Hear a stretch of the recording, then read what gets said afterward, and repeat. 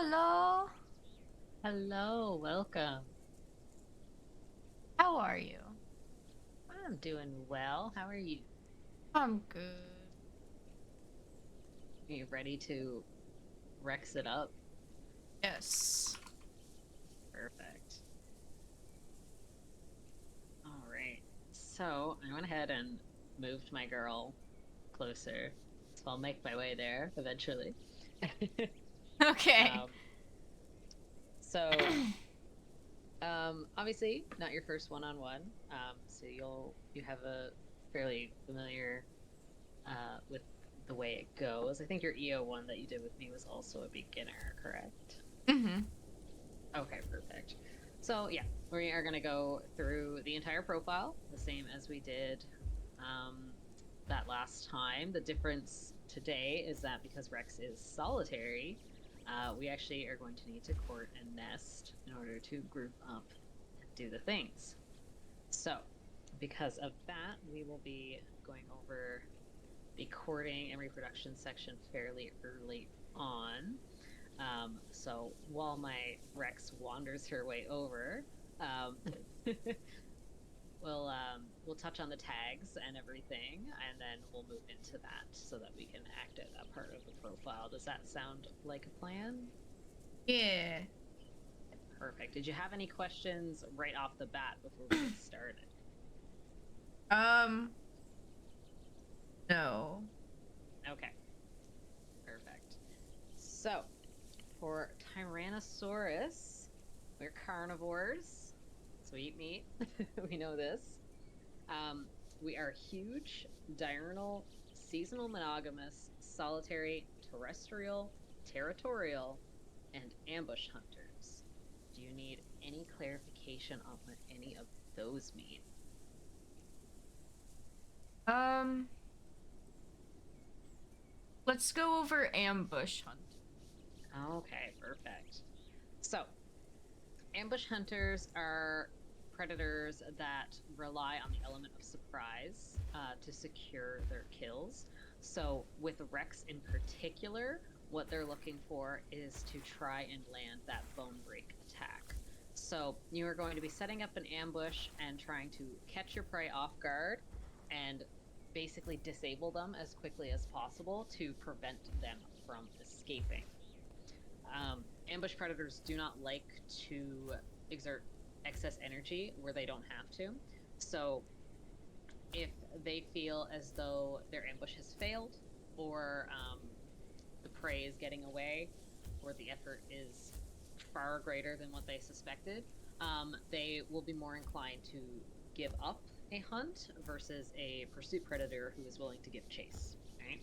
So with Rex, if you are able to secure that bone break fairly early on, chances are you're going to likely succeed in that hunt. If you're able to keep their bones broken. If they get away, say their bones heal and they start sprinting away, and suddenly you look and you're out of stamina, that's going to be your sign that your Rex has exerted all the energy they can on that hunt, and that is a failed ambush. Mm-hmm. So the other day, actually, personally, I tried to hunt a bars on my Rex, and I had a really, really good ambush, but I actually misclicked and used my charge at some point, even though I like let Oops. go of it immediately. So it just like I didn't physically charge, but the sound played, and all my stamina went away. So the bars' Yep. bones healed, and I said, "Well, I've got no energy left, and I'm not a pursuit hunter, so I'm not going to give chase to that." And so that was a failed ambush on my part.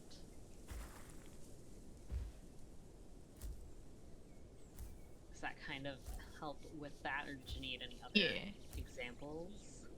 Perfect. Perfect. Alrighty. And the rest of the tags are okay? No questions Yeah. regarding those? Perfect. Alrighty. So, for our grouping, we are typically solitary. What solitary implies with our cannibalism rules is that we can actually freely cannibalize other adult members of our species. So, whether they're babies, or their full healthy adult, they are on the menu for us as a solitary species. So that's a bit scary. Yeah.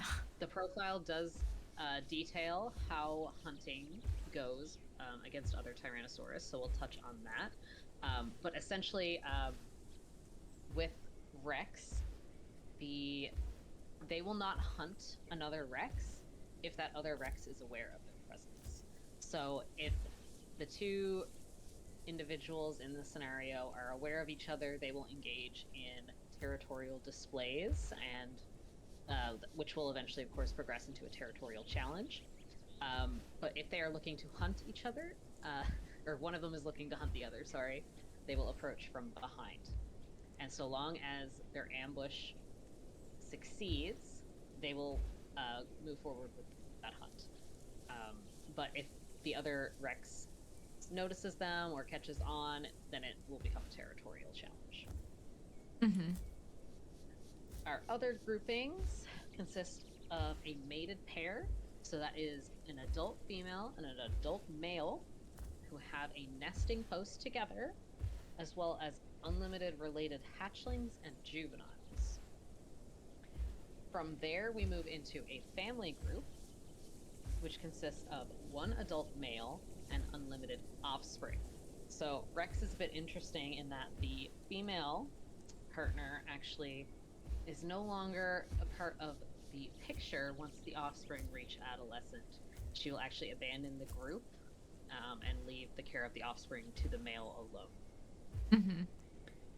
A dispersal group of Tyrannosaurus can consist of up to 3 hatchlings, juveniles, or adolescents. And so that's going to be your spawn-ins who are lost and alone in the world. If they find other dispersal babies, they can group them. Or if there's siblings that their parents died in some tragic accident or something like that, they're still free to group together. It's not a problem. We do not have any ranks that exist within our profile, and that's mostly just because we're typically solitary outside of courtship. Mm-hmm. Our preferred biomes consist of deciduous forest and coniferous forest.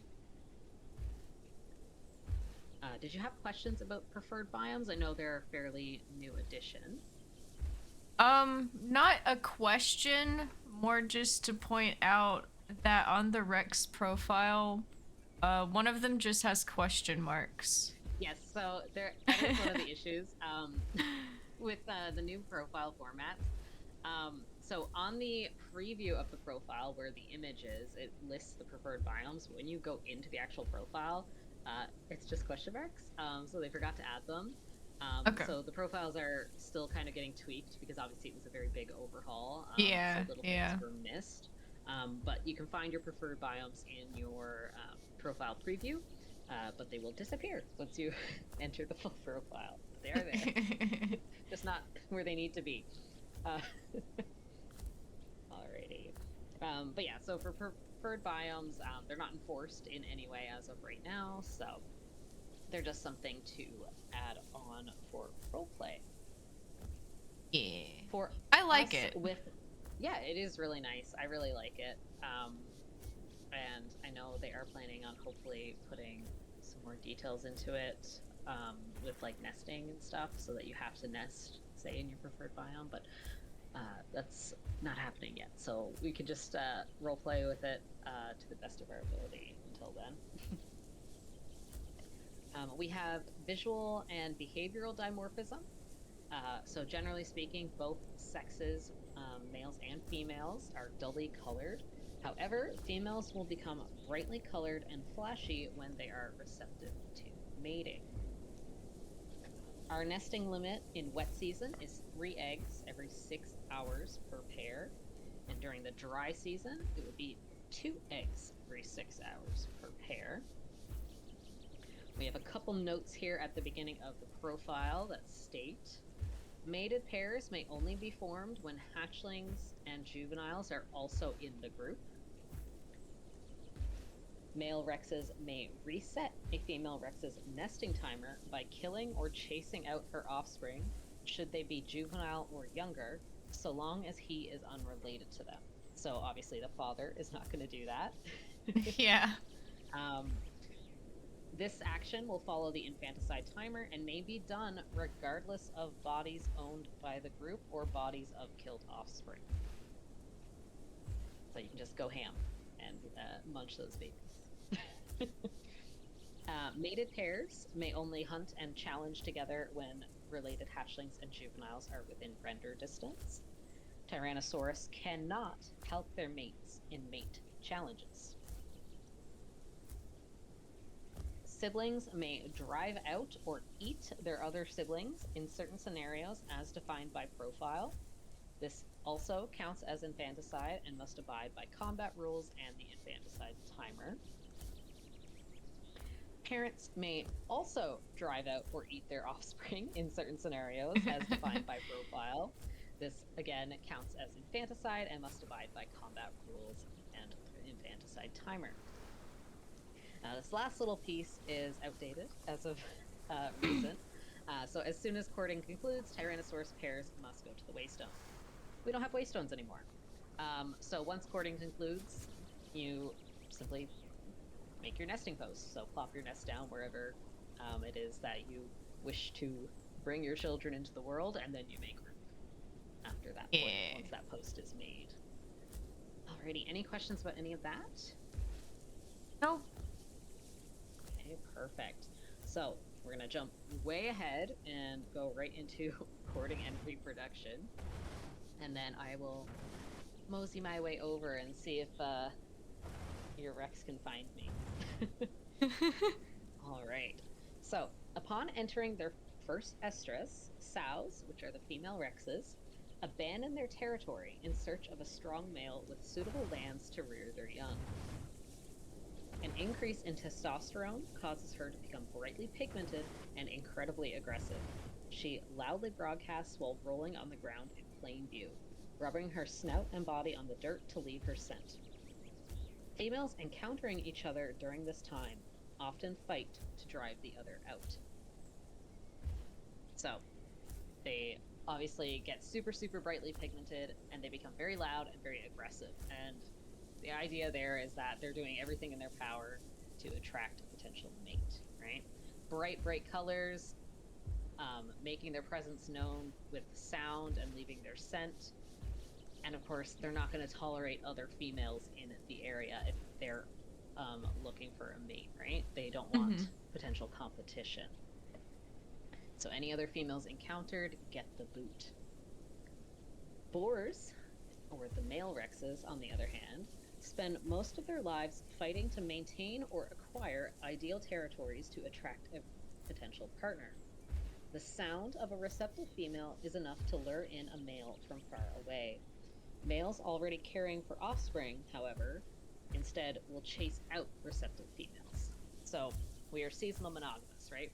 The males are not looking to pair with more than one female at a time. So if he is already caring for offspring, he does not have time for a new lady. Then he will chase her out. All right.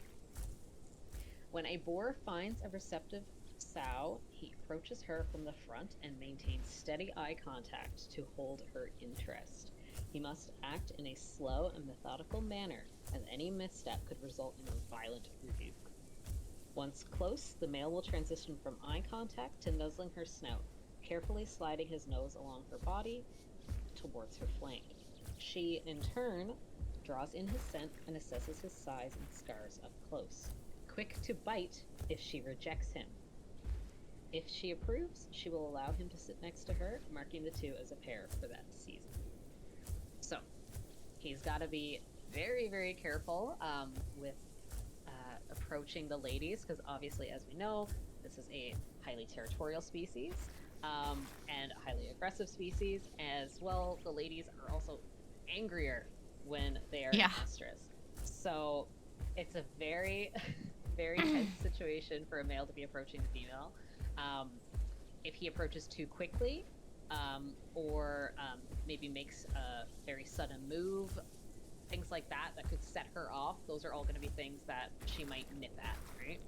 and then he will probably have to give her some space and maybe try again later, especially you know, if she reacts super violently and she chases him away completely.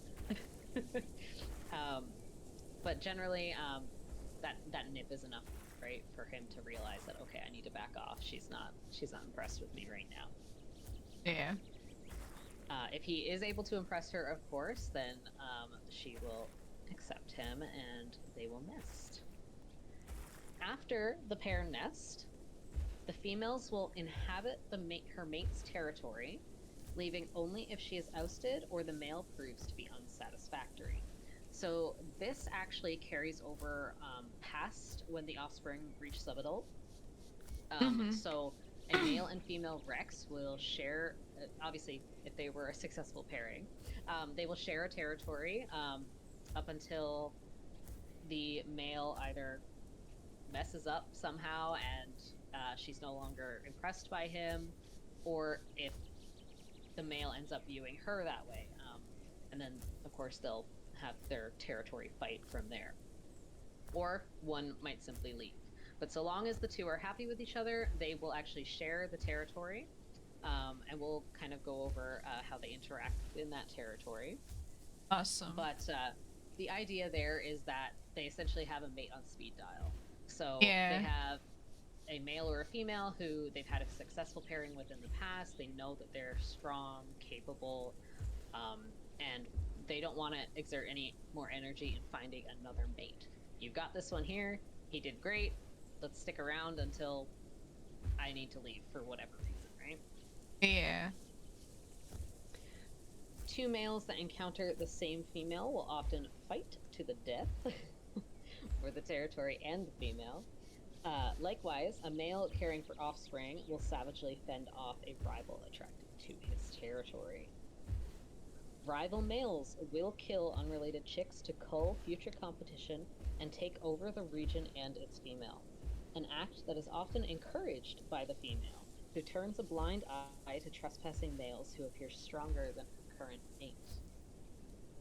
So the female is not opposed to her current offspring being murdered, because if this male looks to be stronger, she will very gladly let him sneak into the territory, because the female Rex desires the strongest mate that she can possibly get, right? So she'll let him do his thing and reset her nesting timer.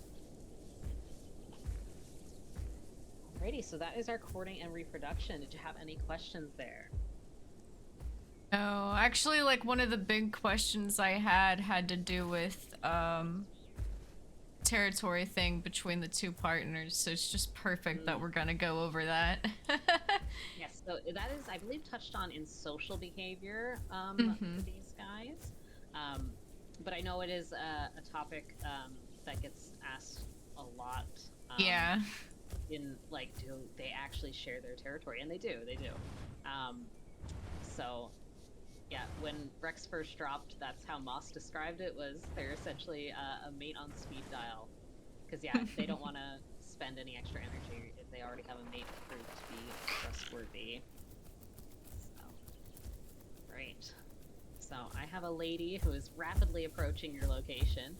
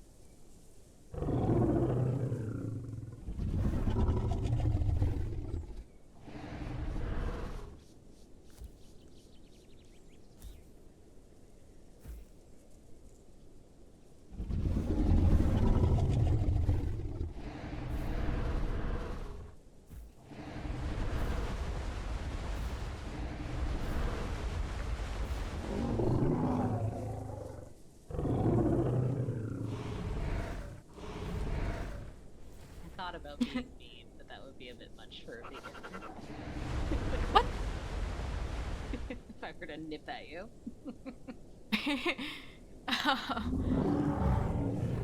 Nah, that was perfect.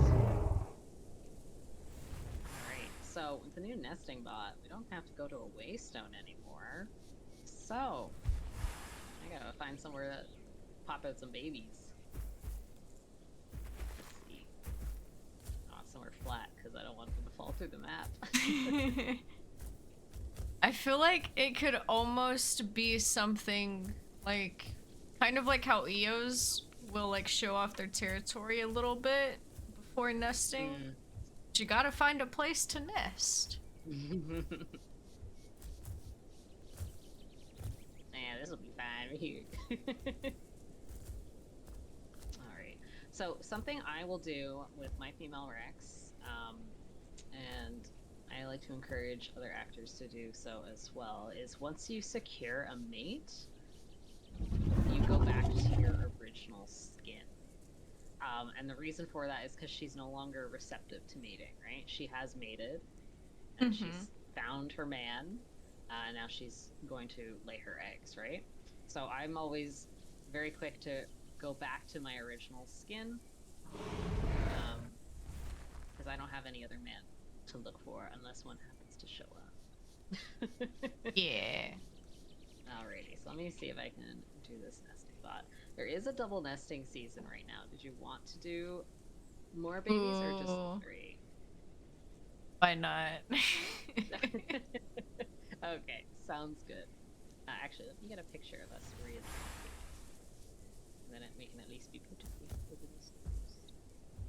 over here in the sun.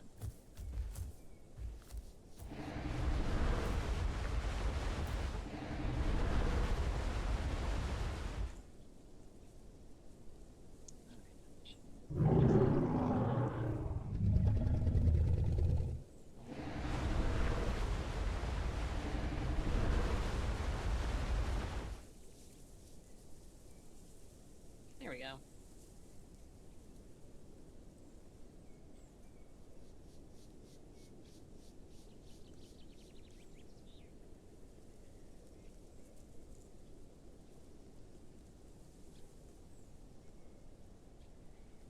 Must appease the forest demon. Man,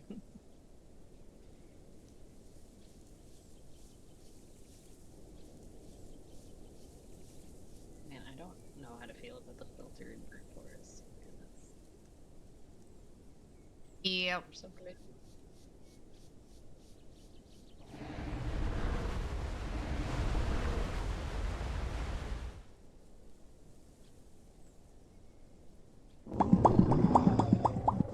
Maybe I'll just sit on the ground.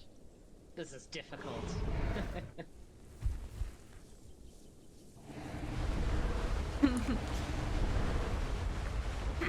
That's a bit better. There we go.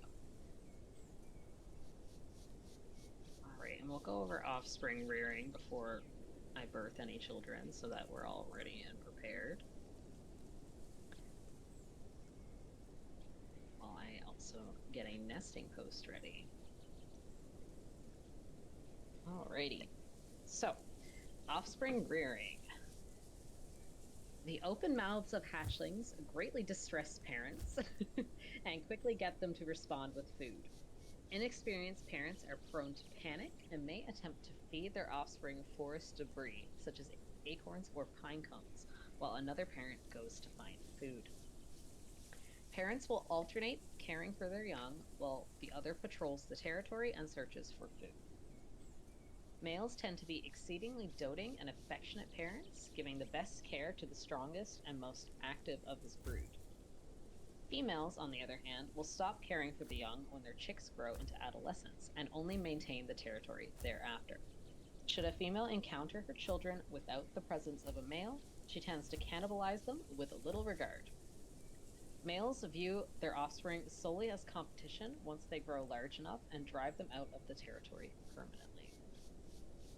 So, offspring will typically only be with one parent at a time while the other is patrolling. The male is not afraid to show favorites.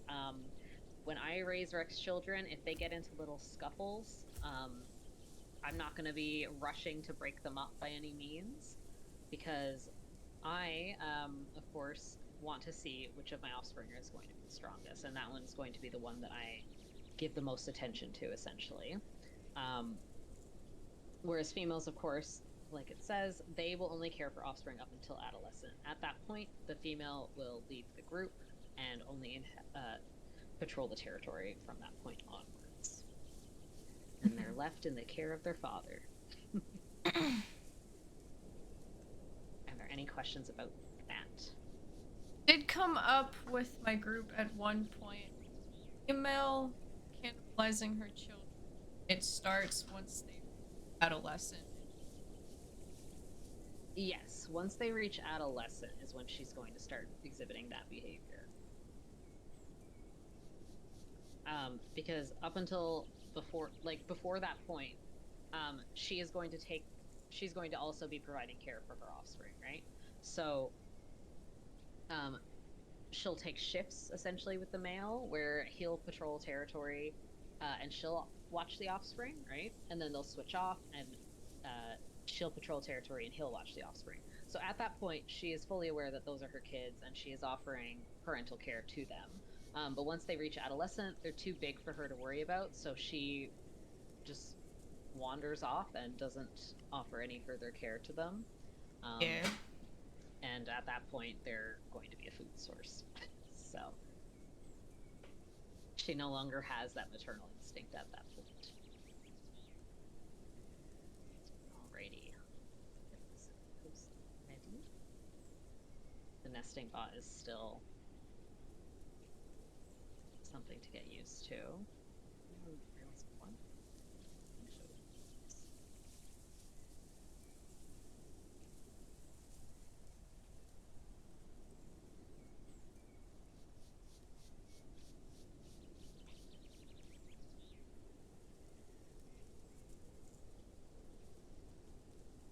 Alright, so I'm going to have to make 2 posts because of how the bot works. Okie dokie. So I'll get you to react to both of them probably at the same time. Oops, my image disappeared. So I'll make them both before I get you to react to them, okay? Okay. That should work, hopefully.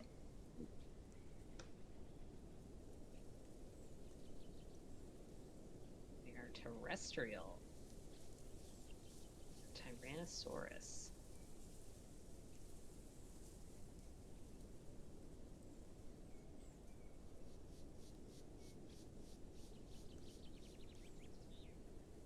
Right, let me see if I can do...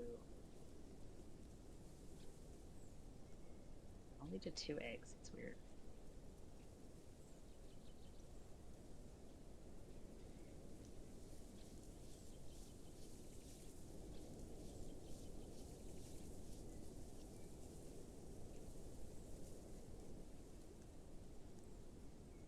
Alright, so you should be good to react to that one, and I'm going to post the second one.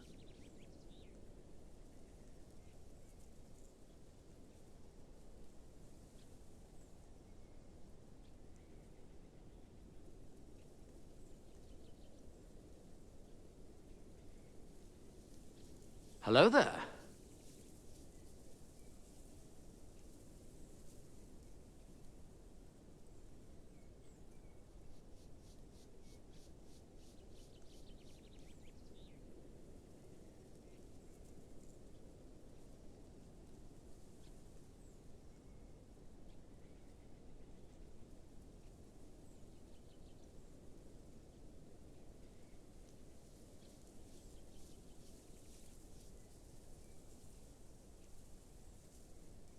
Alright, so they're all good for you to react to.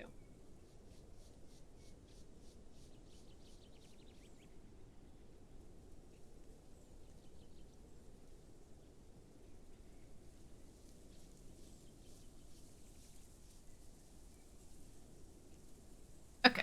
Got him. Perfect. Oh god, the eggs are rolling in. Okay. Wow. Alright.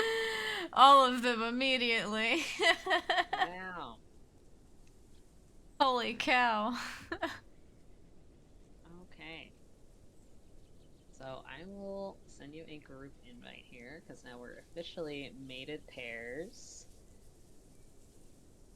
There we go. Perfect. Alright, let me check on these children.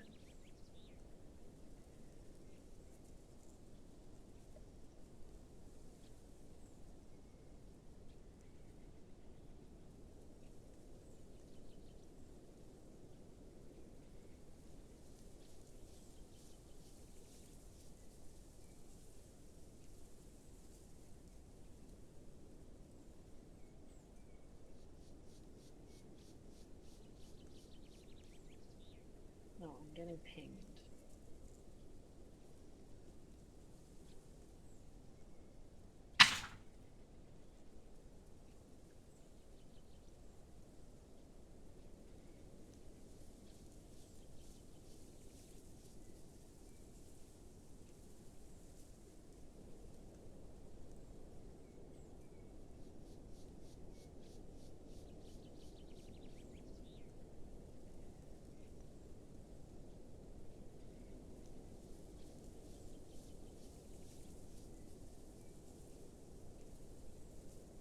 Alright. I have so many people to message. Bear with me, my friend. No, you're good. I don't mind.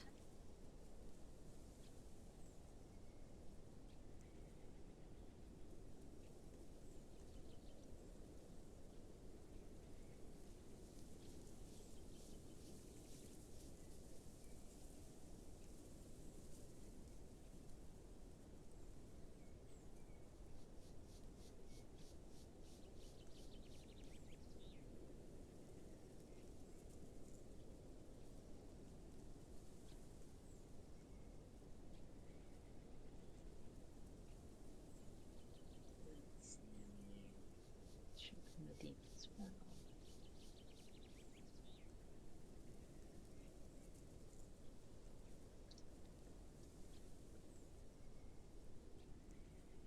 I'll start teleporting babies.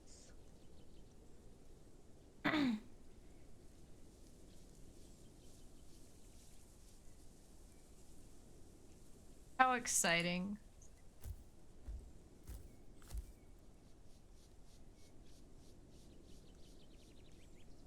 I like it. I think it's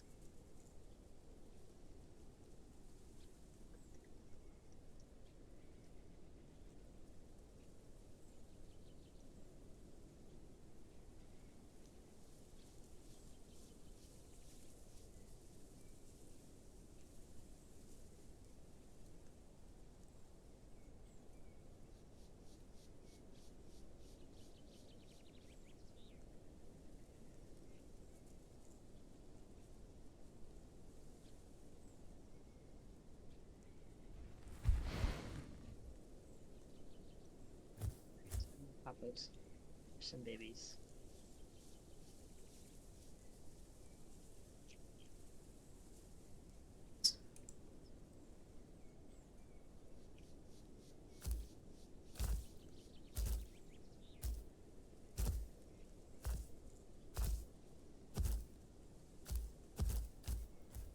oh. There it is. Oh god, twins.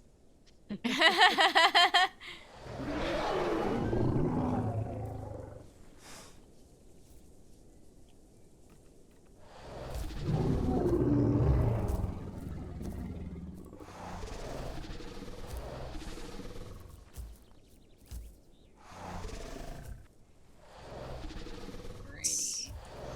Like, I don't trample.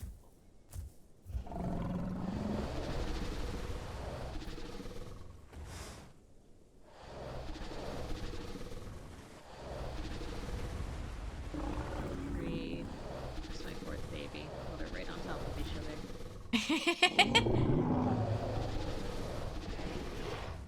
There we go.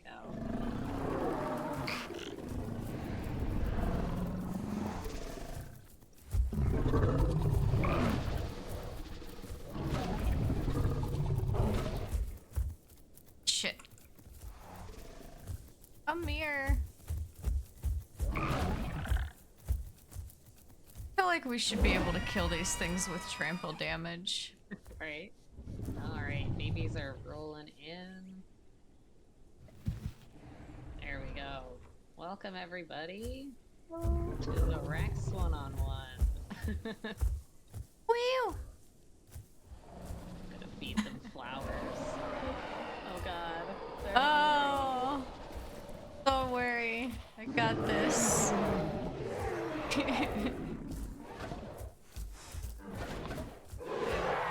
Children, they hungry. I can't eat a mushroom. That would be very bad. Okay, you're learning quickly that your father is the provider.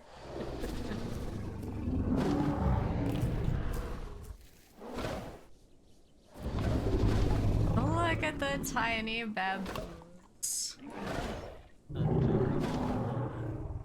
Alrighty, so while you kiddos feast on that, I will into the early life of the profile, so you guys have an idea of what is happening in your brand new little lives. You guys are already doing a fantastic job. So, for early life, little baby Tyrannosaurus are born with limited vision. They are very vulnerable when they hatch. Young reflexively respond to movement by gaping their giant mouths and mewling incessantly for food. Hatchlings attempt to consume anything that moves within striking distance, often leading to the cannibalization of hyperactive broodmates. So, watch out for that, guys. Any hyper babies, you're gonna get nipped. And that could turn south very quickly. Tyrannosaurus rapidly mature physically and mentally after becoming juveniles. Now able to walk and see, they are energetic and playful as they vie for dominance and attention. Although, for the most part, they are left in the undergrowth for hunts, they may sometimes be seen acting as distractions for their parents. Chicks that are sickly or wander too far away may find themselves viewed as food by their broodmates and parents. So, wandering off too far is also a bad thing. There's a chance you might not get recognized when you are found all alone without the rest of your clutch mates. Do you guys have any questions about early life? Nope. Perfect. I love the begging. Yeah. That was adorable.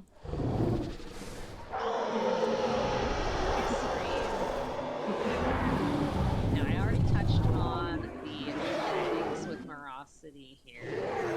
Do any of you guys need me to go over the tags as well?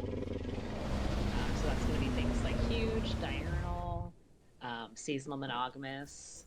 Are you guys comfortable with those? I'm okay.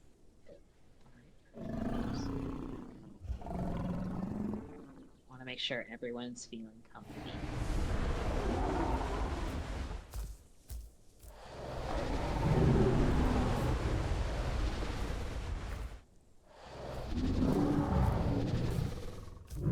You're so tiny. Oh my god. It never gets old. No, it doesn't. It's so small. Oh, don't sprint. Yeah. Squished.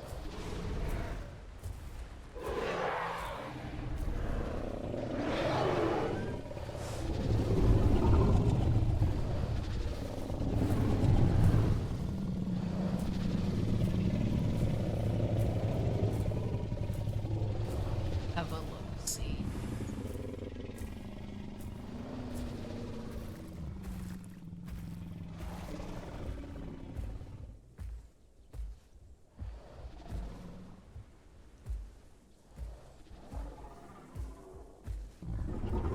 Little freaking rumble. So cute. Little baby scream.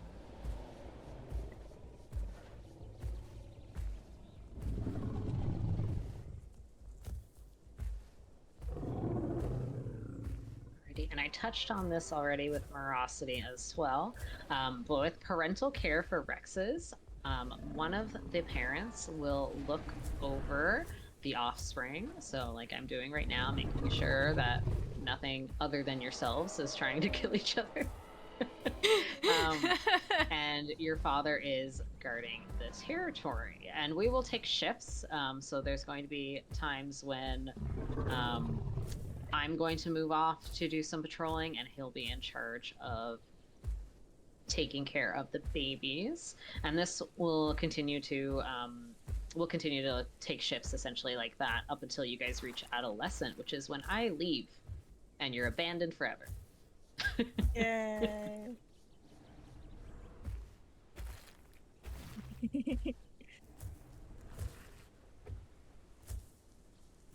Alrighty, so I'll touch into general behavior there. You guys seem pretty confident in your early life skills. Everyone's pretty much got a chunk taken out of their health now. So. Oh no. It says in profile, Alright. eat or be eaten. Eat or Yep. be eaten, exactly. Yep. Yep. Alrighty, guys. So for our general behavior, most Tyrannosaurus will often live short and brutal lives. With keen senses and a developed brain, Tyrannosaurus exhibit problem-solving abilities. However, much of this intelligence is dedicated to hunting, accessing resources, memorizing territory layout, and of course, memory about past rivals. So, our free time is spent patrolling these territories that we care so much about. We want to make sure our home is nice and safe. We don't want anyone in there who doesn't belong. We will also spend a considerable amount of time stalking and waiting for that perfect ambush opportunity. If certain prey items pass through the region, we will absolutely take an opportunity to set up an ambush if possible, stalking after them until the time is right. And of course, we also enjoy basking. So when the sun is nice and warm, we might go up to a nice open little grassy patch or up on a nice warm rock and really soak up that heat and just relax for a bit. Tyrannosaurus prefer striking from the shadows. A Tyrannosaurus flaunting its presence is often less dangerous than one not yet seen. So that ties into our status as an ambush predator, right? We want to make sure we have the element of surprise when it comes to hunting. So if our intentions are to kill, we want to remain as elusive as possible. A Tyrannosaurus who is actively patrolling and guarding its territory and making itself known is not going to be ambushing you anytime soon. They might initiate a challenge for said territory, but they're not looking necessarily to make a kill. Male Tyrannosaurus, known as boars, are the more aggressive and belligerent of the sexes, actively patrolling and driving out competition whenever presented the opportunity. Females, also called sows, are a bit more reserved until they enter estrus. From the time of estrus until they lay their eggs, they become more contentious than their male counterparts and lash out at the slightest transgressions.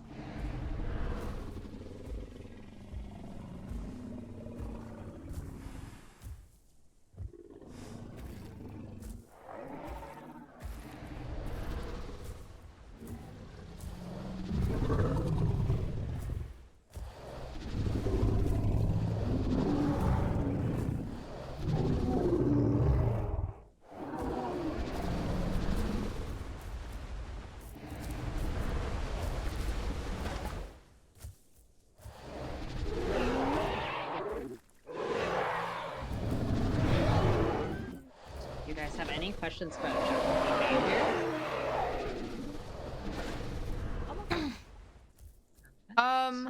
No, there was one question. Would the children ever help patrol? That is a really, really good question. So it's not something that is described in profile, but typically for territorial species, they're going to start picking up those behaviors the closer they get to adulthood, right? So with the Rex, they only spend time with both of their parents while they are hatchling and juvenile, right?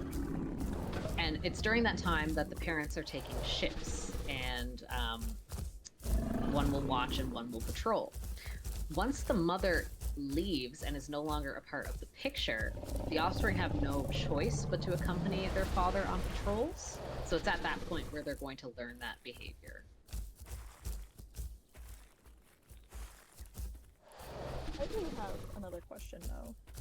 Yeah. Whether they're paired or if the male is by himself, do they actively hide their offspring to hunt? So there is a little section there that mentions that children can be hidden in the undergrowth during hunts, but they might also be acting as distractions, so you're free to do either. Okay. I've got into a couple disputes about that, and I was just curious since we're here. Yeah, no worries. Now's the time to ask questions.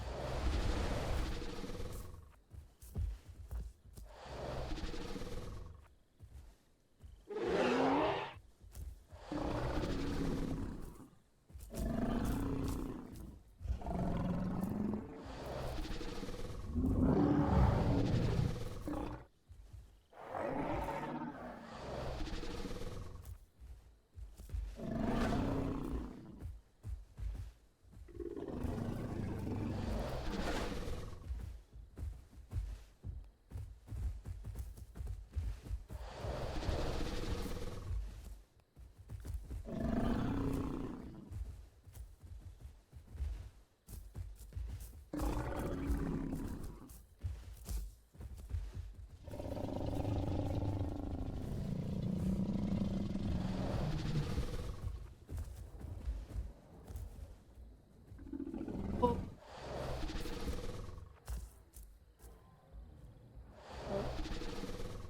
Oh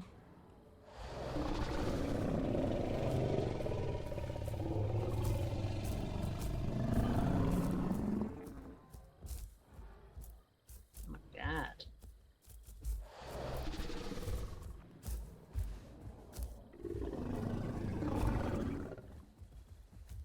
Could I come help you?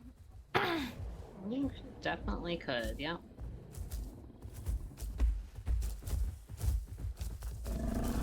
Because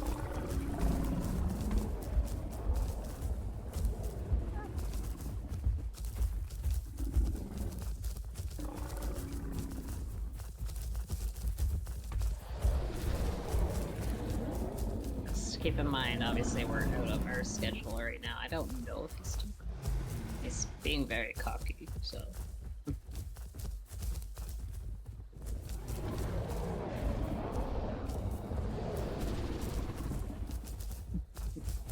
Broadcasting.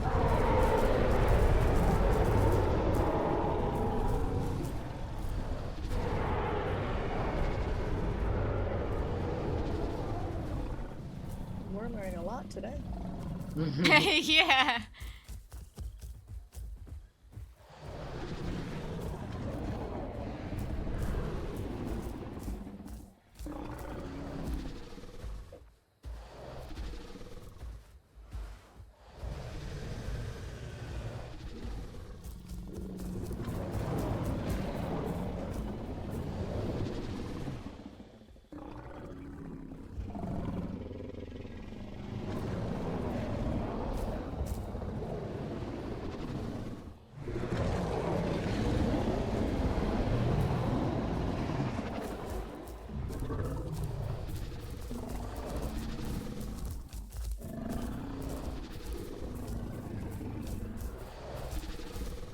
He bit my butt like so many times.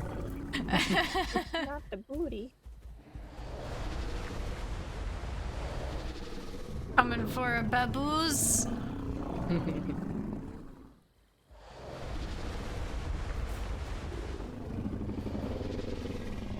Yeah, so with you coming to assist me, right, there is no rule stating that, like, you have to be in line of sight or anything like that in that regard. The only thing is that the babies have to be within render distance, which they were, so that's totally cool. But something else to consider is it realistic for me to go and help right now? So if you heard that, right, then yes. If I was out of Yeah. sound range and you just saw my health going, you as an actor are realizing through the combat timer and my health that something's happening, but your Rex doesn't know, right? So I might be on my own in that situation. Yeah. Oh, Hey.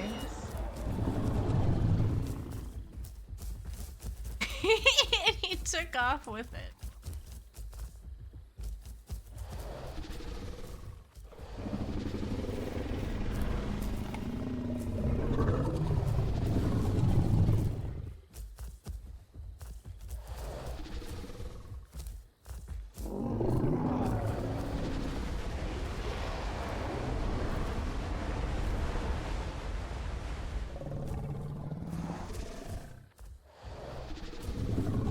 Gonna be doing head counts on these children.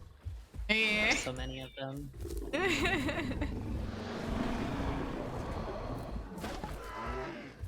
Oh. No, the murder. It's happening.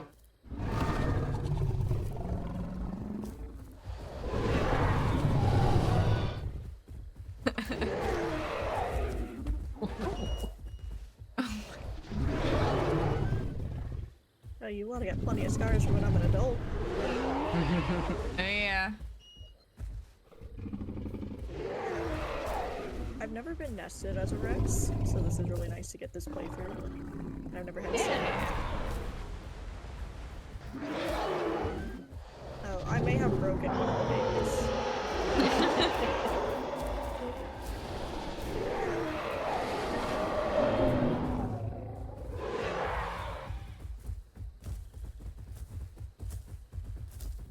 Probably find a place to stash the kids and sleep. To make them go to sleep and be quiet. I'm a baby and I do what I want. I can do that if I want to. Don't yell at me.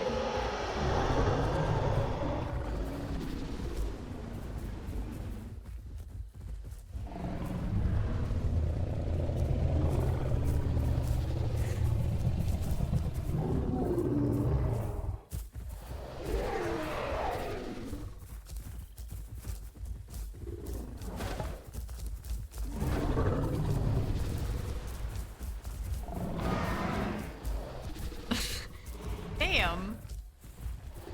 Savage. Even I mean- biting Papa. Unfortunately, because one of them is really weak, I feel like the rest of the siblings will take advantage of that. So that's something that would happen with Dasps. Dasps are described as actively cannibalizing weaker broodmates, but with Rex, it's hyperactive. So if they slow down and they stop moving, they'll typically be okay, because it's movement that draws in the Rex siblings to, you know, take bites out of their siblings, and not so much weakness. Yeah, it's the prey drive, right? If it's moving, I gotta bite it. Does that include your tail? Yes. The little look.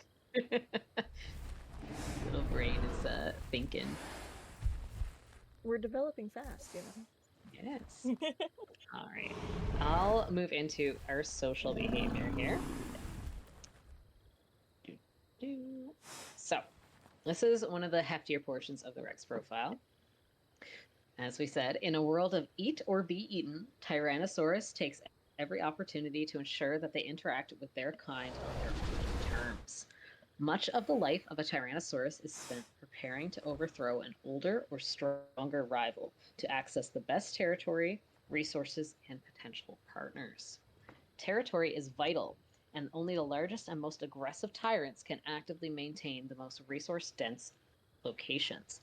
These theropods rely on respected territory borders to minimize conflict. Obviously, no one wants to get the shit beat out of them constantly, right? So these territory borders are very, very important. And they will often settle for guttural bellows and gnashing teeth before moving on. So If you see another Rex, but he's past your border, you might do that little intimidation display, that deep rumble, maybe use that yawn emote to really show off your teeth. But you're not really going to do anything until they step over that border, right? Borders tend to be along natural landmarks, such as rivers or cliffs. And then it actually does move into that exact thing. It says, as soon as another Tyrannosaurus steps over this border, they are quickly met with unrelenting bloodlust until the trespasser flees or dethrones the territory's ruler. After a successful pairing, mates will orchestrate unique greetings, a mix of calls and posturing gestures for each other, that assist in identification. If the greeting is incorrectly performed by another individual or the mate, it will cause a ferocious altercation that quickly leads to blows. So, as we've kind of touched on, mates will share a territory. So even after the mother abandons the offspring at adolescence, she will still share a territory with her mate. And the reason, I discussed this with Morosity, the reason they do this is because they essentially have their mate on speed dial. They have a history with that individual. They know that they're a strong and capable partner. They produced healthy offspring, and they performed well as a parent. So why spend extra energy looking for another partner when you know that the mate you had last season was perfect, right? Did amazing. Obviously, if you didn't do amazing, then you're free to leave. But if you know that they're doing a good job as a mate, you'll stay within that territory. And that's why these established mates will have these specific greetings. So it could be something like a rumble followed by a two call, or it could be a yawn and then a shake, right? You're going to have these specific greetings to help you recognize each other and realize, oh, hey, that's my mate from last season. Better not kill them because then I'm not going to have a mate this season. But of course, if that greeting is performed incorrectly, then they're no different than any other rival, right? Even if it is your mate, right? Albinism in Tyrannosaurus tends to have a uniform reception among both sexes. Males affected by albinism are confused for females, which often result in prospective mates outright eating them or chasing them off versus courting them. Females with albinism, conversely, are seen as males by other males and tend to be eaten or chased off even when attempting to court. So essentially, any albino that you meet is the same gender as you. That's how your Rex perceives them. They are not a viable mate option. They are a rival. Chicks that display albinism or other weakness are often bullied off of food by their siblings, a behavior that their father will not correct and tends to encourage. More often than not, they are denied food or driven off by their parents entirely to ensure the strongest chicks survive. So, like we mentioned, Effie had some pretty poor health there for a minute. So that could be seen as weakness, potentially. It could also be seen through acting as well. I know did witness Effie there walking fairly slowly and forecalling, showing that they were in pain. So that's a way to role play weakness, which is really, really great. So, they're not bright white, they're not necessarily albino, but they were showing signs of weakness. So the other siblings might come in that moment and bully them off of food, right? And the parents are going to simply let that happen. They're not going to intervene because they want their strongest offspring to survive. But the babies are not going to outright cannibalize their weaker siblings. Things with cannibalism and any form of murder within your group needs to be very clearly stated within the profile, because obviously you're killing another actor, right? Which is a pretty big thing. So Rex profile specifies that the cannibalization, of siblings occurs due to hyperactivity. These Rex babies are drawn in by movement. They have a very, very high prey drive, and so hyperactive individuals within the clutch will sometimes be eaten, simply because they're just wriggling about, and all their siblings are like, "Oh, I gotta catch it," right? But weakness is not a reason that they would see cannibalization. They would, however, see bullying and the denial of resources. Does that mean albino rexes are not able to nest at all? They shouldn't be. Okay. They should be viewed by other Rexes as the same gender. So the other Rex in question should not be accepting reporting advances. An albino is free to attempt courtship, right? But if an albino male approaches my female, she's just going to view him as another female, and so she's going to chase him off, right? So it would be on my part to deny them as a mate, not the other way around. Sure. Yeah, the albinos are free to try. Oh, that's so sad. I love albino skins when they're done right. Especially like large apexes. I There actually was an followed- albino Rex roaming around the server for a bit, but my stego killed her. Oh, I was actually scavenging off of her yesterday.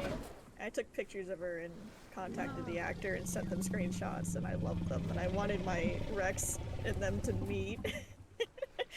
Oh, that's so I unfortunate. believe it was Sevi was playing an albino Rex for weeks, and they were doing YouTube videos with her, showing her different interactions and stuff that she had, which was really great. And then she attempted a hunt on my stego herd, and they took that as their opportunity to roleplay out her dying of infection. And I was like, I'm so sorry, I stabbed you. I actually, fun. like my first like real roleplay that was a different kind of WWD between other servers is we had a trio of DAS and we saw a duck and we were like, oh, let's go hunt the duck. But it was really desaturated of color, he was Z-walking, and I'm like, wait. By the time I put it in my brain that he was dying of old age, we already killed it. It didn't fight back, it just laid down, and I cried a little bit. That's so sad. That is. He didn't even try. Alrighty, do you guys have any questions about social behavior?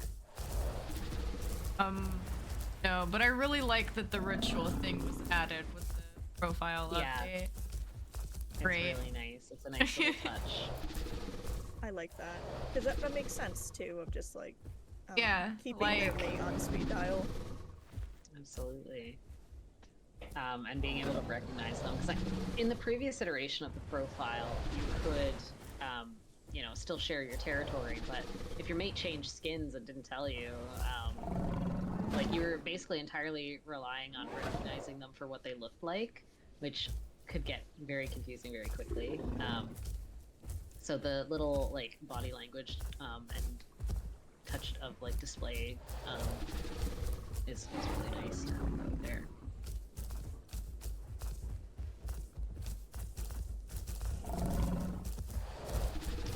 Alrighty, so I'll move into aggression, which is another hefty section. So we've got angry Tyrannosaurus. Alright. So, both male and female Tyrannosaurus maintain vast and sprawling territories that they zealously protect from all carnivores. So it doesn't matter what it is. If it's a carnivore, it has to go. So that includes Deinonychus. I know a lot of Rex players get frustrated with that because they're like, oh, but they're so fast, I'll never catch them. And yep, that is 100% true, but that doesn't mean your Rex is going to tolerate them, right? They want them gone. And ideally, the actors who are playing these small little creatures, small little carnivores, so Deinonychus and Latins, should be intimidated by a giant Rex roaring at them, right? Yeah. You also have to kind of rely on them to be reacting appropriately as well. When not hunting or resting, Tyrannosaurus actively patrol and mark their borders by rubbing trees with their bodies and dropping items like pine cones and acorns on the outskirts. So they will leave their scent behind. No, absolutely. It is a little bit silly to think about this giant carnivore, right? Just like picking up pine cones. It is what it is. But they will leave their scent behind, so rubbing on trees and rocks is what I like to do. I'll use that shake emote as I walk by, kind of like a cat rubbing along the door frame. And then something I also will do is go to objects of like sticks and rocks and things like that. And I might take one here and there and plop it down to mark my territory. But something else I might do is kind of stand over like the pile and pick them up and spit them down. And pick them up, spit them down, and kind of just scatter them all in one place. So I like to think of it as my Rex kind of like ripping up that area to kind of leave their mark, right? So smart. If you guys have ever played Beast of Bermuda, typically marking territories in Beast of Bermuda involves ripping up all the plants and kind of setting them down on the ground in like this absolute chaotic mess. So I kind of treat Rex in pot the same way, where I'll just rip up the collectible items and throw them on the ground.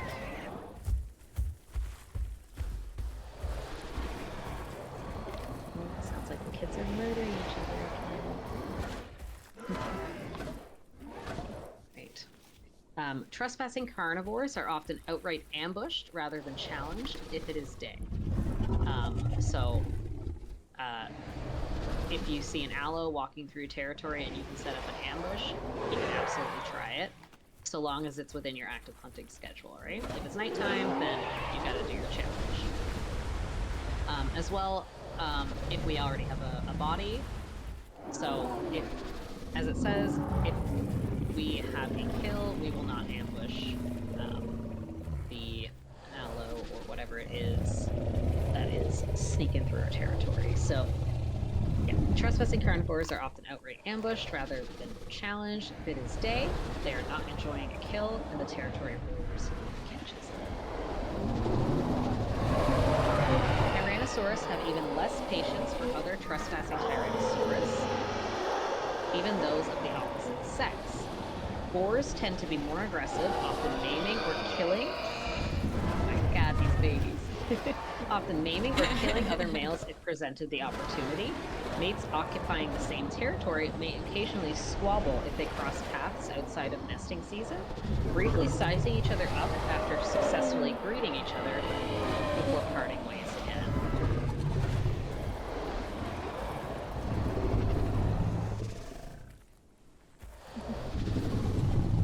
So that little greeting can still, even if it is successful, they might still have a little bit of a squabble. So let's say our greeting is a little grumble,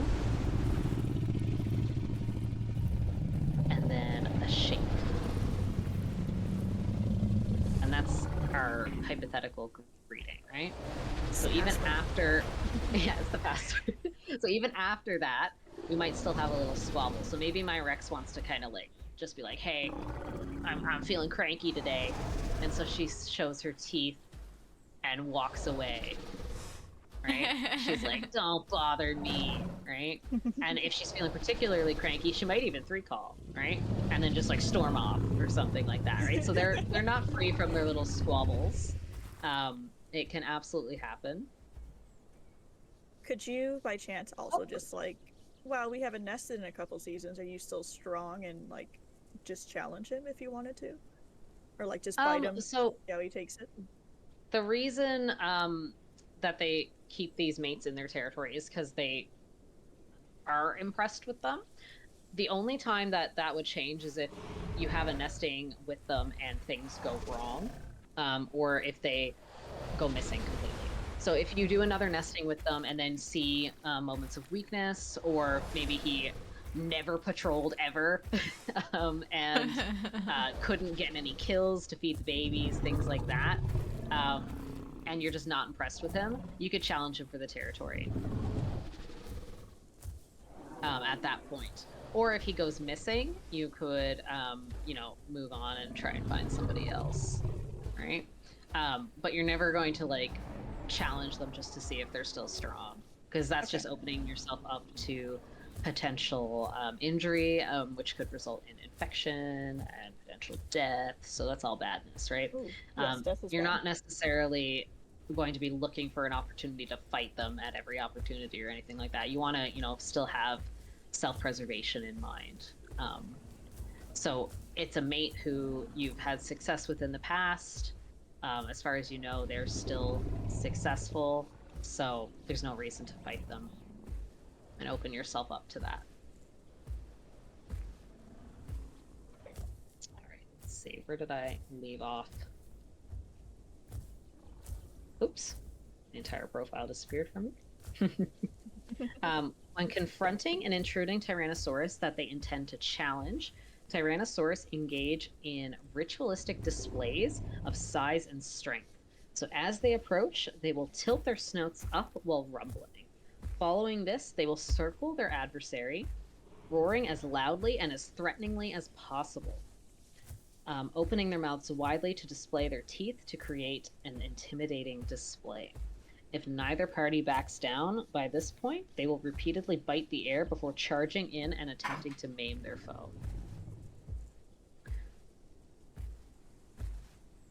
I actually got to experience one last time I played my Rex, and it was nice.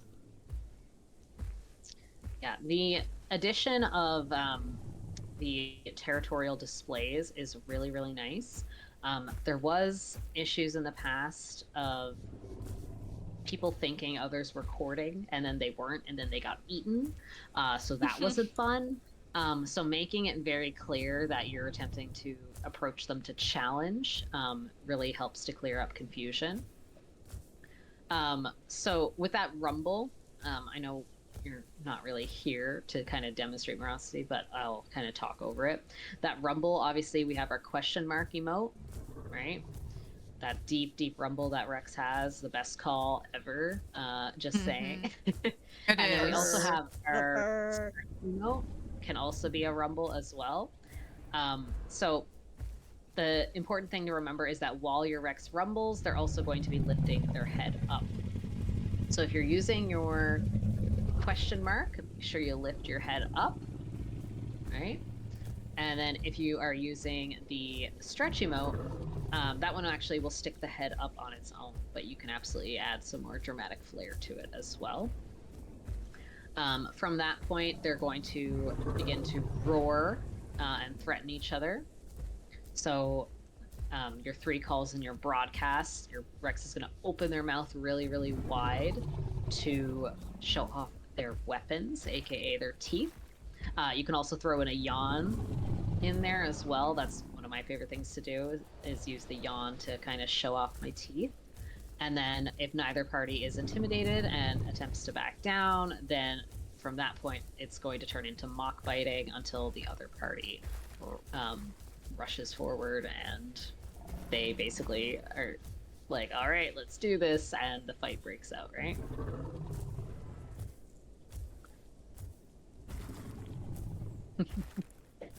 Are there any questions about aggression?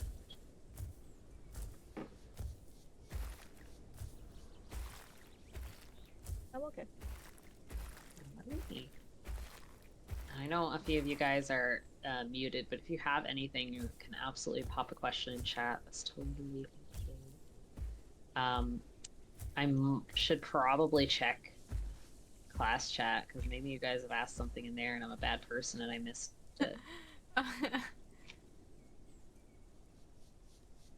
Okay, no, we're good. No one asked any questions. I should turn on notifications for that. It's just Amph and Effie saying hello. Well, Hey, since you Nobi. stopped, you've been surrounded. I know, they're gonna eat my toes. Movement, movement. Oh, God. Effie tried to bite my tail earlier, right as I went to sit down, so they like just jumped over it. It's funny. I do like how they have that specifically in Alio profile. They're just so nippy.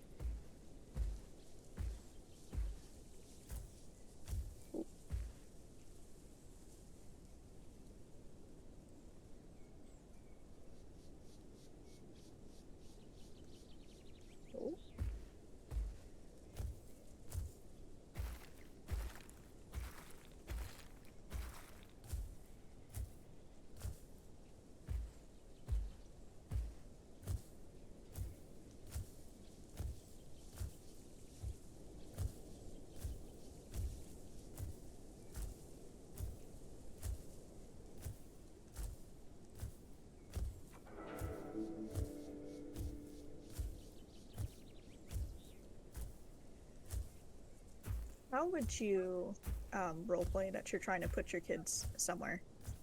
How do you do it?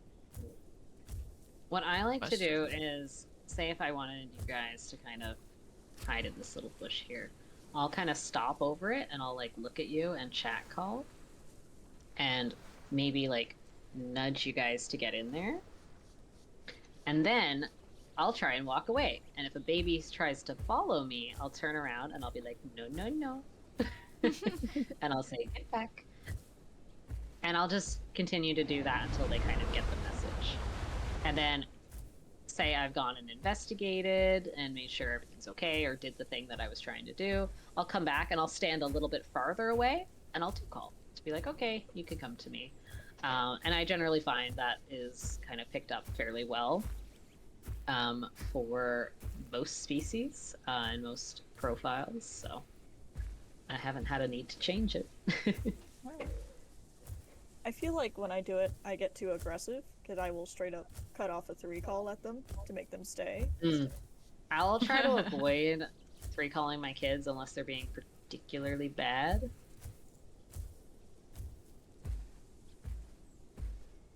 Now, it also depends on the profile as well. If it's a more aggressive species, then I'll do it, but...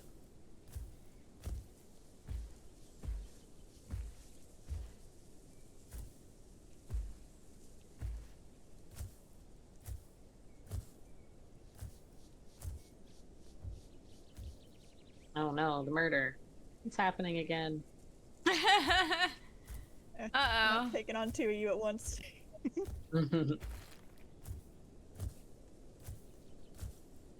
Alrighty. So the next section here is our hunting instinct. So, the indomitable Tyrannosaurus hunts or scavenges to maintain itself. However, they will prefer the path of least resistance. They are more inclined to bully others off of scraps instead of risking injury in a hunt. The stench of blood entices even the smallest Tyrannosaurus to see if there is wounded prey or fresh carrion. These robust theropods reflexively bite down harder or more frequently in response to flailing. So those flailing siblings, right? It's not good. Though they are more than capable of trotting down prey, Tyrannosaurus prefer to begin hunts when they choose and generally ambush from behind. For that reason, they become unnerved when stared at for long periods, making this otherwise cold and calculating hunter act sheepishly. So other creatures, you know, if they're aware of our presence and they maintain strict eye contact with us, Rexes get kind of shy and they might return to the tree line or try and hide in the forest, right? They don't like that. They're like, why are you looking at me? They always Social want anxiety. to be... Yeah, they have social anxiety. They always want to be the one calling the shots, right? So they want to be in control of the situation, essentially. Likewise, they lash out on unexpected movements in their peripheral vision. So, again, moving babies in a clutch. So, unexpected movements in our peripheral vision, as they are easily started by unexpected movements from behind, which may cause them to accidentally kill their young. So, not only will your siblings bite you for moving too quickly or approaching them from behind, but your parents might do it as well. So, watch out.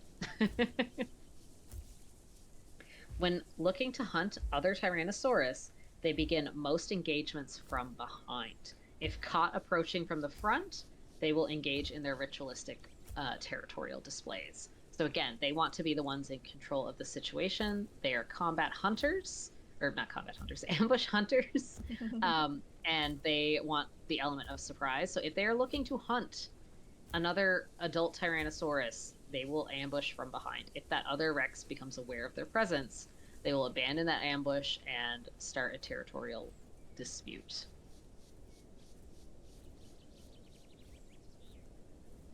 And that is our hunting instinct. Are there any questions there? This is a tiny little piece of meat on the ground. I picked Oh it my up, but I God. realized I wasn't hungry. This is so small. I'll bring this back for your father. Oh my, it's like a little meat chunk stuck in your teeth.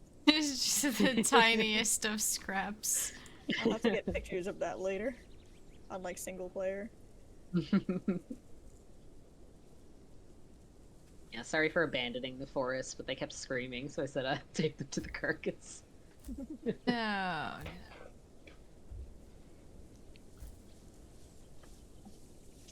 Alright, so the next section I've already gone over with Morosity, but it would be courting and reproduction, so I'll touch on that again with you guys as well, so that you guys have a chance to learn the entirety of the profile. Oh no, we lost one. Oh. Somebody did Got a crash. Alright, we'll wait here for a bit. Go find their body.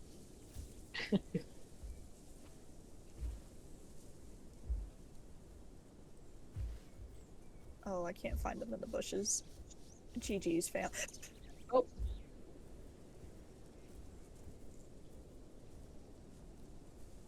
Oh. Well, that's unfortunate.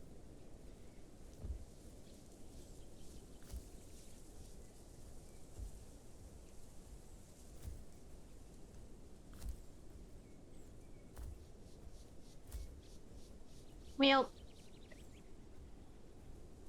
Settle for now. you are welcome to continue to attend in VC. I'm very sorry that you got nommed. It's okay. I was just trying to check on my sibling. It's fine. Oh, Never turn back. no. Never turn back. My nicety has killed me more than once. That little Alio was looking for food too, man. It's a kill or be killed world. That's okay. I'm watching Mer's stream, so I will just join back in there. Thank you so much for your time. I'll be watching from afar. No worries. Thank you for joining us.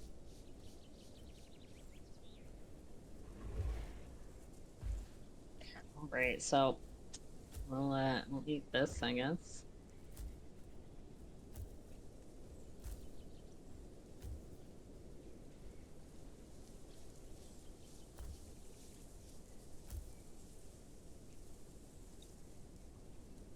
Alright, so for our courting and reproduction, upon entering their first estrus, females will abandon their territory in search of a strong male with suitable lands to rear her young.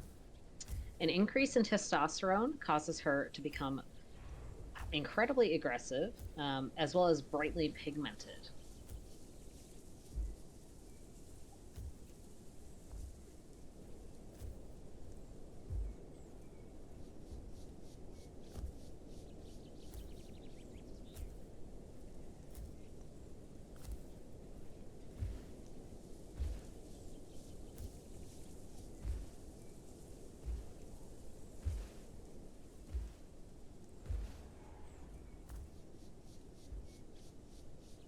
Move your little butts. Alright, so it's females will become brightly pigmented during their first estrus. As well, they will... Okay, bye, Effie. Effie went in a hole. They will also become incredibly aggressive as well.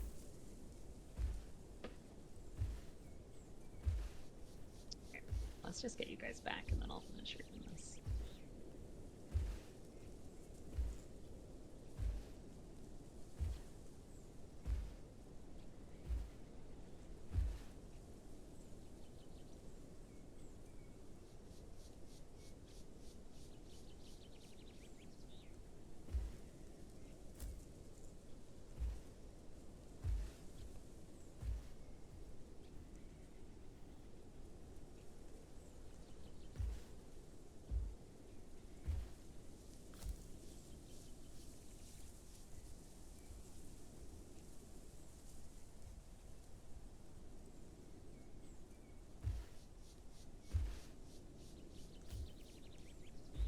Your butt's moving.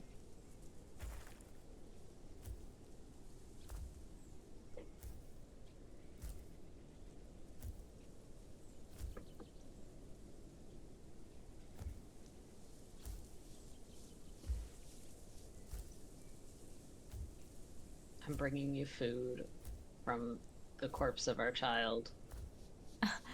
Oh no.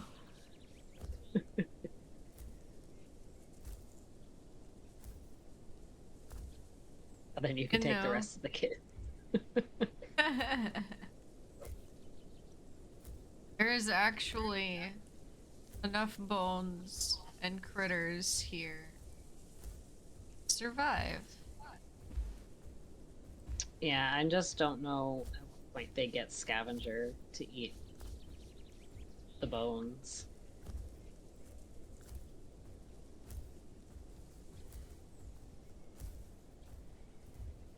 I did go to both of the critter burrows that I know about, and they were both on timer, and they were still screaming at me, so... Yeah.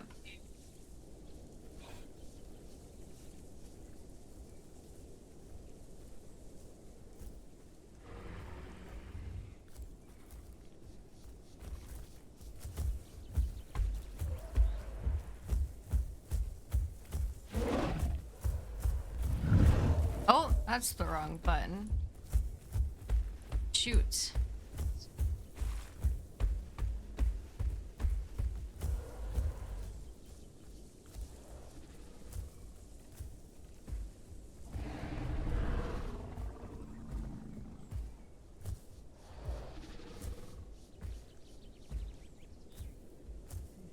There's a little alley. Oh, we're I tried to on hunt. timer with them. Yeah. Like white or cream or soft tan. Yeah, that's the one that killed our baby. Oh no! I almost got vengeance. Heard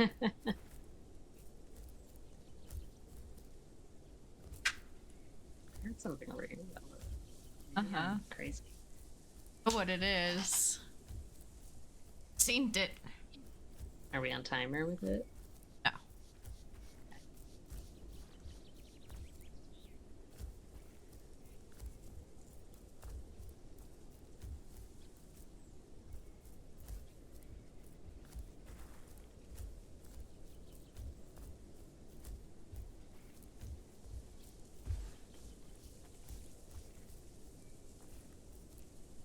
Spooky, spooky.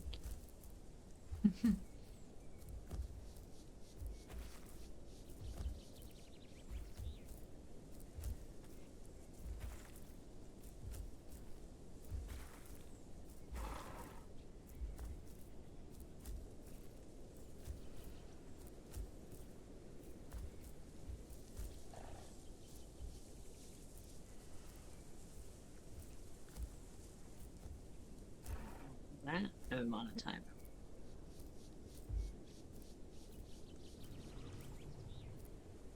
Oh? Somebody wish to play?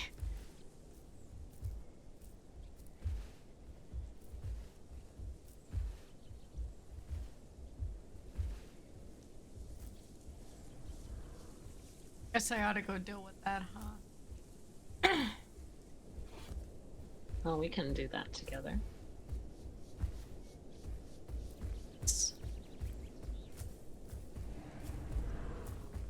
Oh, that's...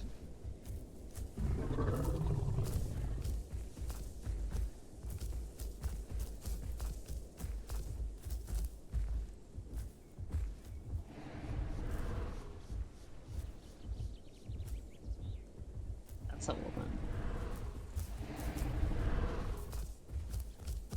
Ah.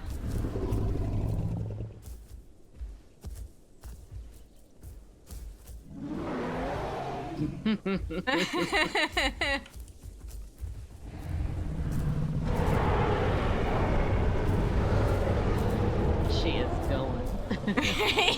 Yeah.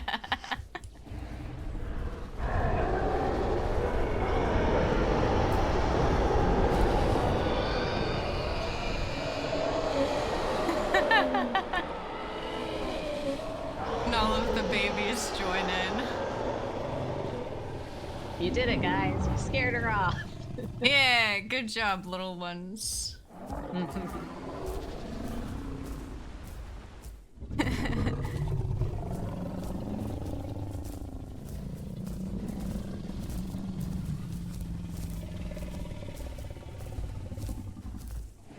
Fucking Alright. babies are intimidating.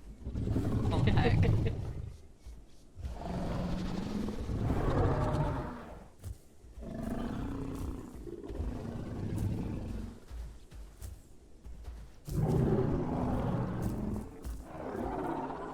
Alright, maybe now I can go over recording and reproduction. Yeah. That's a lot been happening.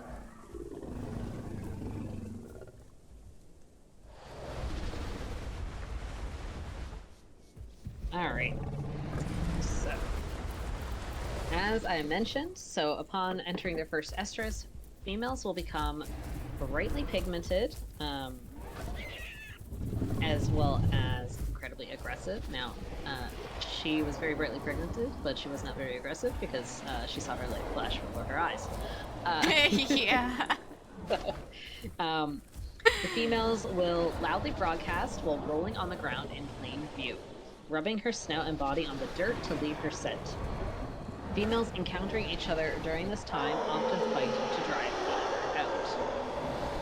So, they abandon their territory, they become super, super bright, super, super loud and aggressive, and they will not tolerate other females because they are out looking for a potential mate, right? And an additional female in an area is a competitor, right, for the male in that area. So they will work to drive each other out. Boars spend most of their lives fighting to maintain or acquire ideal territories to attract a potential partner. The sound of a receptive female is enough to lure in a male from far away. Males already caring for offspring instead chase out receptive females. So, the males share the same nesting timer with the females, and once they succeed in their nesting and have their offspring, he dedicates himself to that clutch. He's not a polygamous species, he is seasonal monogamous. So he only cares for one female and one clutch at a time. He has no reason to accept another female. So if another female enters into his territory, he will drive her out. When a boar finds a receptive sow, he approaches her from the front and maintains steady eye contact to hold her interest. He must act in a slow, methodical manner, as any misstep could result in a violent rebuke. Once close, the male will transition from eye contact to nuzzling her snout, carefully sliding his nose along her body towards her flank. She, in turn, will draw in his scent and scars and assess him up close. She will be quick to bite if she rejects him. If she approves, she will allow him to sit next to her, marking the two as a mate pair for the season.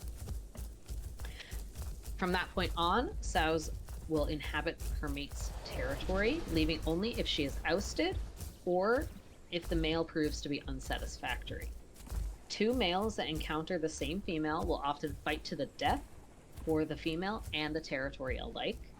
Likewise, a male caring for offspring will savagely fend off a rival attracted to his territory. So that's something we touched on already.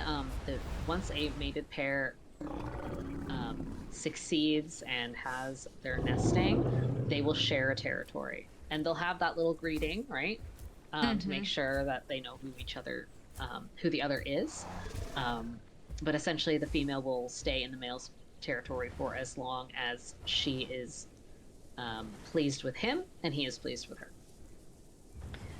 Other males in the area are absolutely 100% not tolerated, because if he is stronger than you, then he could steal your lady.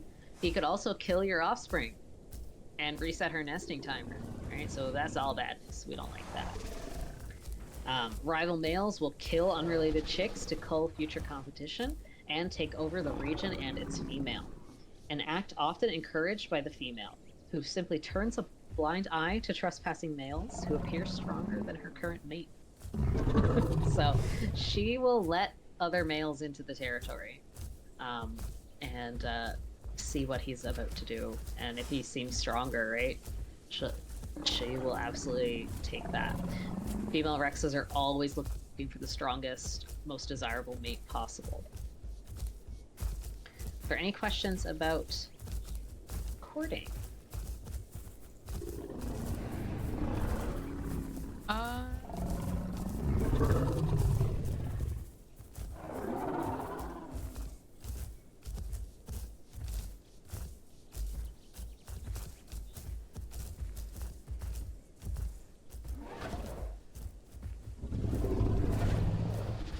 So we're all doing well. Staying in pot chat, not class chat. Good, perfect. All right, so the last section we have to cover is going to be offspring rearing, which is what we're doing right now. So, the open mouths of hatchlings greatly distress parents and quickly get them to respond with food. So, at the beginning, all of you little hatchlings did an excellent job with that, immediately making us distressed. And of course, I tried to feed you flowers, which didn't work.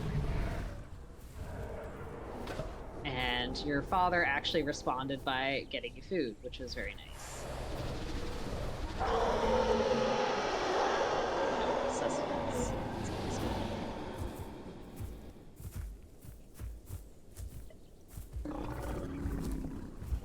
Ah.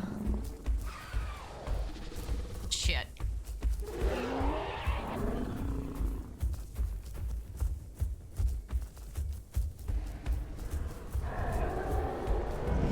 Why do I keep pressing that?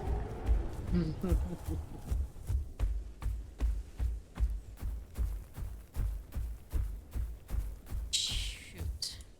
He is running. He is.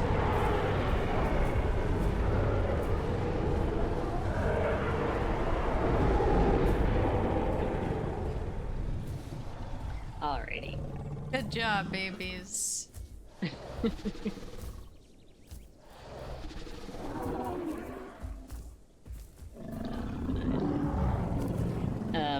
Inexperienced parents are prone to panic and may attempt to feed their offspring forest debris, such as acorns and pine cones, while another parent goes to find food.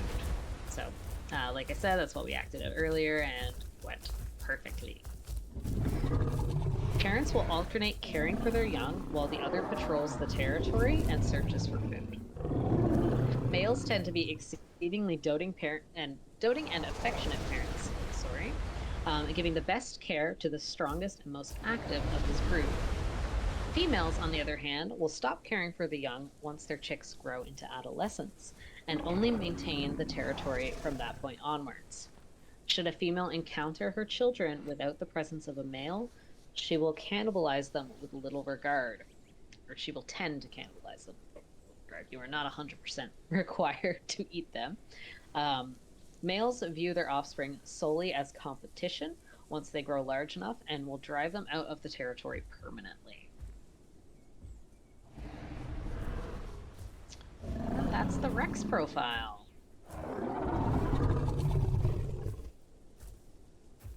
Do we feel good about that? Did I do a terrible job? Do you have questions? Honest reviews. Let's go.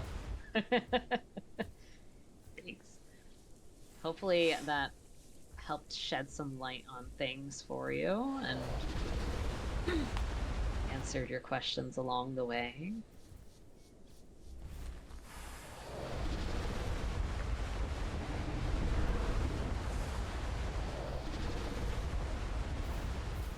So from this point onwards, I have no more information to go over, so we're free to just play.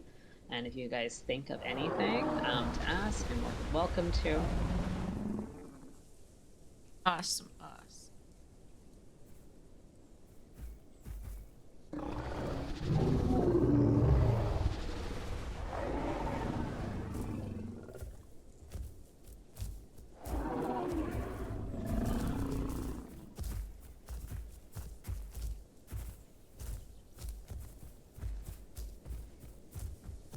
It's nice kind of little.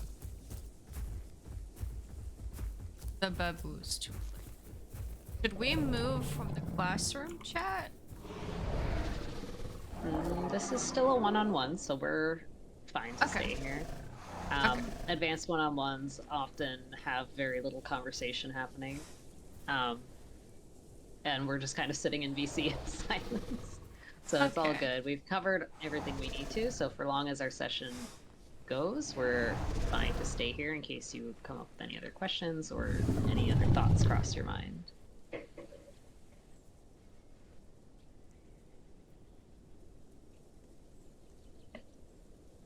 We're about 20 minutes away from like the 2-hour mark, so if you wanted to call it at that point, that's fine by me.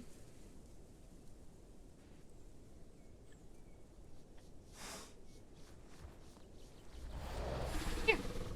Works. Alright. And if they're not grown, even if one-on-ones ended, still play with us. Sorry, you cut out a little bit there. I'm not sure if I heard you correctly. Like, of course, you're welcome to still play with us if they're not adolescent. Oh yeah, absolutely. One-on-ones. Yeah, so once the one-on-one like officially ends, any relationships that we have will be severed. Because typically nesting posts from one-on-ones are all fake. So once the session ends, like you're not going to be able to raise them anymore. And of course, I'll disappear like we never met.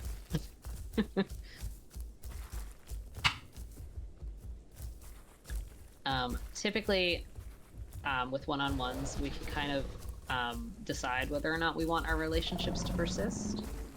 But I know you mentioned you had another offspring from a previous clutch that you needed to raise at some point, which if we make our relationships real today, then you won't be able to go back and raise them, so. Oh, yeah. Because of rules and stuff. So, we'll just orphan these kids. Y'all are Chumpa's spirit children, okay?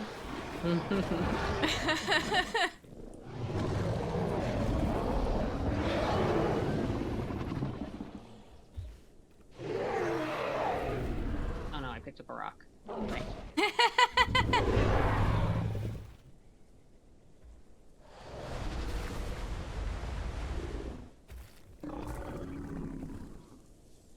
Nope, they'll essentially just be spawn-ins, and you'll be alright to continue growing them. You just won't have parents. And you can kind of use this as, like, their backstory of, like, this could absolutely still be the experience that they had with their hypothetical parents. Yeah. They just won't have any relationship to us, so I'm not your real mom. Sorry.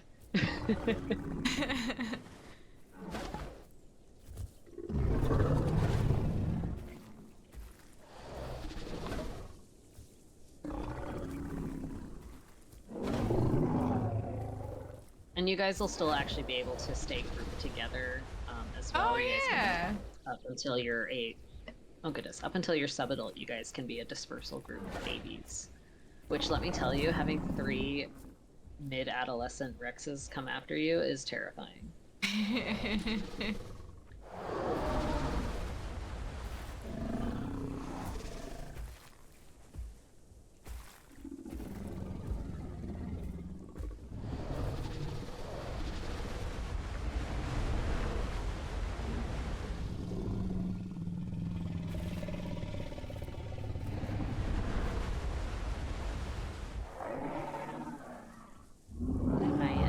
Thanks for joining us. I hope you didn't educate.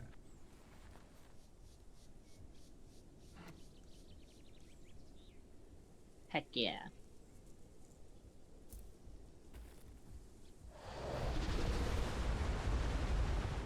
Take care.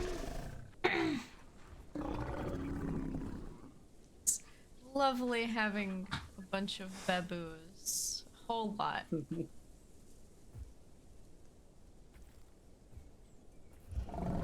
I love the one baby Rex skin that is like literally Barney purple. Or like a little jelly bean.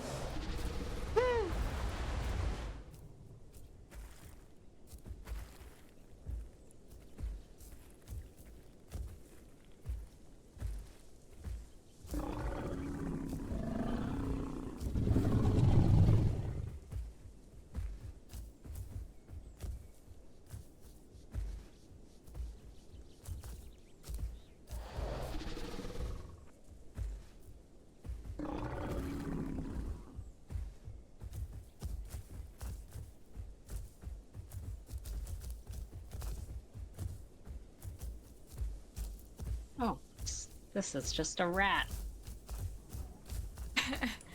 Unfortunate. Oh my god, and it's outsmarting me. This is embarrassing.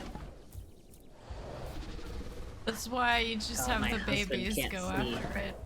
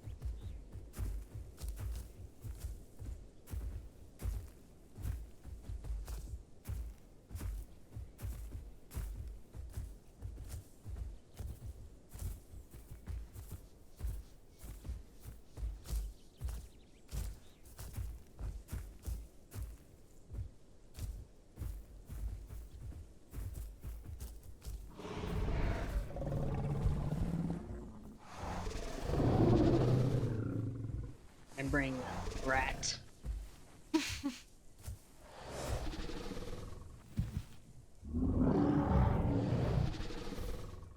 Never actually catch the Rex. Never was, sorry. I can never actually catch those rats. As a Rex. I'm super skilled and totally didn't crouch to fight it.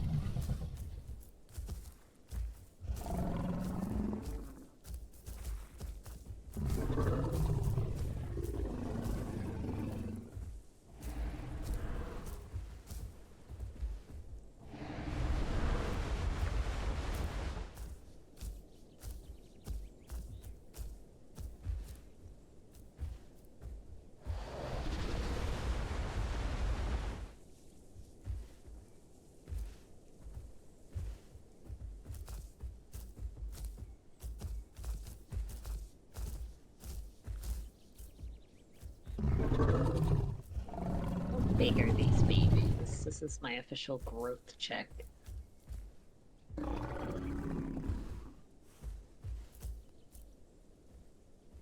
little hop. You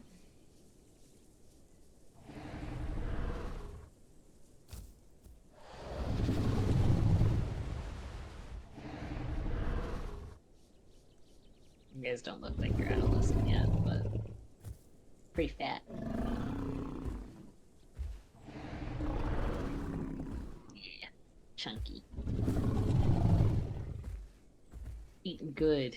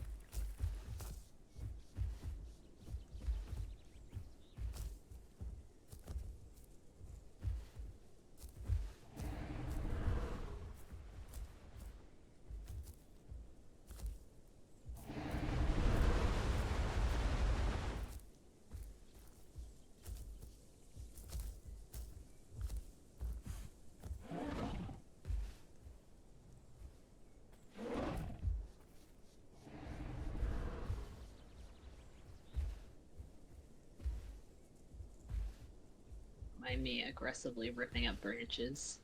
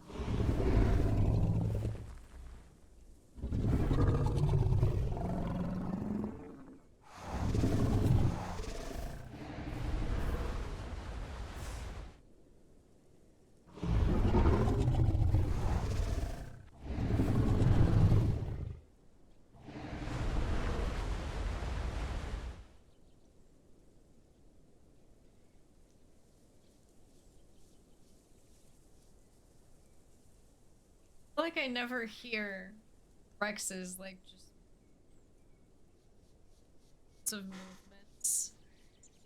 I am a very quiet Rex when I'm playing solo, but if I'm nesting, I'll be more vocal because I want people to know that I'm in the area and I'm angry.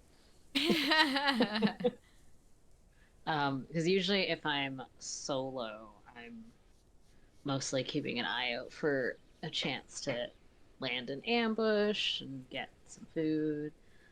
So I'll be very, very quiet and keep my vocalizations to a minimum. If I'm actively like trying to show that the area is claimed and or trying to escort someone out, I'll become more loud. But I don't do many like idle things like the stretch or shake. Well, actually, I'll do the shake a bit more, but I don't really do the stretches or the rumbles while I'm just like minding my own business. But if I'm in a nesting, then I'll be a bit more vocal because typically my mate will respond with other sounds, and then people will know there's two Rexes, and so things won't try and eat babies. Yeah. But if we're actively like looking to hunt something, then I'll shut up. That's typically how it is. I like to have my presence known to a certain degree.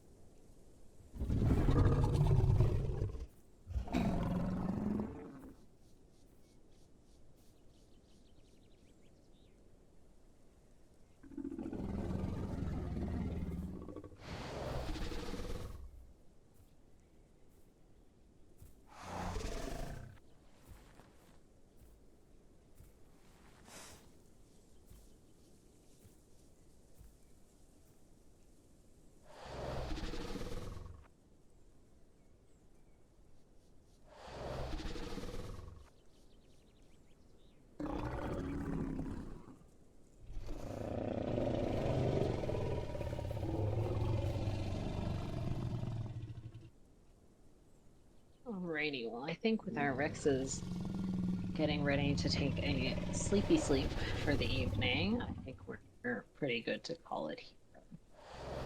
Yeah. Hopefully you learned the things. Indeed, And you it feel good.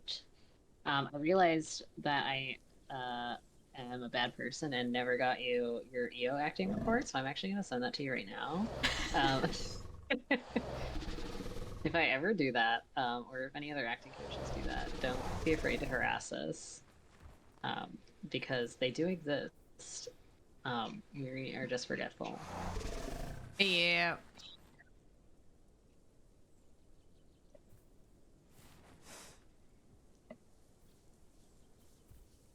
Alrighty.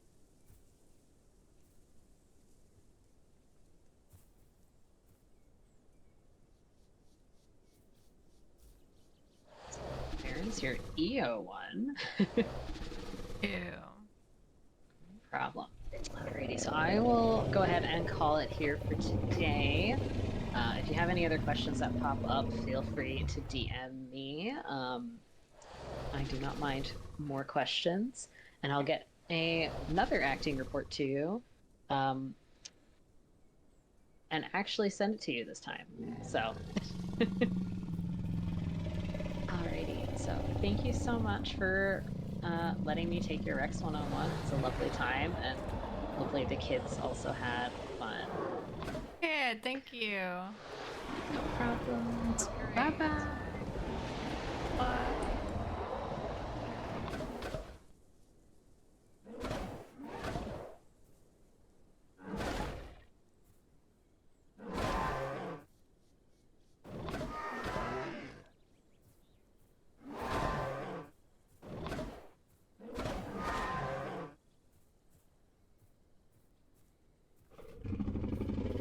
They're gonna end up eating each other before they're grown.